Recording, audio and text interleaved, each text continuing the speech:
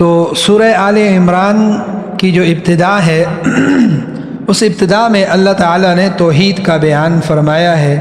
اپنی ایک وحدانیت، الف لام میم اللہ لا الہ الا ہو الحی القیوم، یہ جو شروع کے جملے ہیں اس میں اللہ تعالیٰ کی توحید کا بیان ہے، اور اس کے بعد قرآن کریم کی صداقت کا بیان ہے کہ یہ قرآن کریم خود ایک سچی کتاب ہے اور اپنے سے پہلے نازل ہونے والی کتابوں کی بھی تصدیق کرنے والی ہے،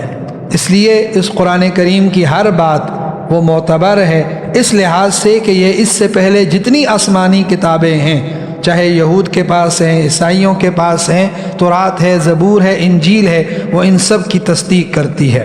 پھر اس کا اللہ تعالیٰ نے خلاصہ بیان کیا ہے قرآن کا۔ قرآن کریم میں دو طرح کی آیات ہیں، ایک آیات محکمات اور ایک آیات متشابہات۔ محکمات جو واضح بالکل صاف کلیئر حکم ہے، نماز ہے، زکوٰۃ ہے، حج ہے، روزہ ہے، اس طرح کے جتنے احکام ہیں، نکاح ہے، طلاق ہے، عتاق ہے، یہ سارے احکام کا بیان ہے۔ اور بعض آیات ان میں متشابہات ہیں، جیسے حروف مقطعات ہیں، اور بعض ایسی اور آیات متشابہات ہیں جن کے کئی معانی ہیں، تو ان کا حقیقی معنی، حقیقی مطلب وہ اللہ تعالیٰ کی ذات جانتی ہے اور اس کے علاوہ کوئی نہیں جانتا ہے۔ تو اہل ایمان کے لیے آیات محکمات پر ایمان کا حکم ہے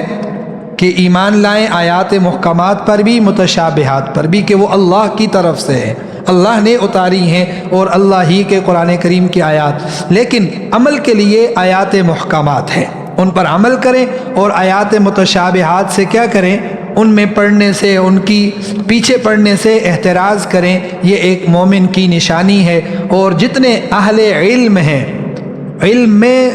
رسوخ رکھنے والے، گہرائی میں جانے والے بھی، وہ بھی اللہ کی اس کتاب پر صرف ایمان رکھتے ہیں اور یہ کہتے ہیں کہ یہ سب کس کی طرف سے ہے؟ اللہ کی طرف سے ہے، اور ہمیشہ وہ اپنی ہدایت کی دعا کرتے ہیں اور اللہ تعالیٰ سے ہدایت طلب کرتے ہیں۔